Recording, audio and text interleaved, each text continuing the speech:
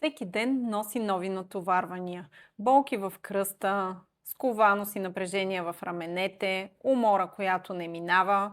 На помощ идва скенер терапията. Тя е неинвазивна и работи там, където тялото има нужда и го боли.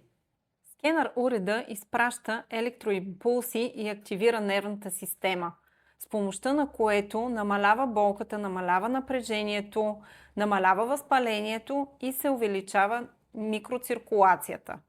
Скенер терапията е подходяща както при остри, така и при хронични състояния. Скенер терапията е много подходяща при възпаление, хронично или не, при мускулни и ставни болки, при мигрена, при лош сън, при умора, при липса на енергия и още много други.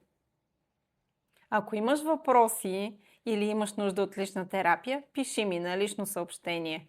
И ме последвай за още видеа, в които разказвам как с алтернативи може да бъдем здрави.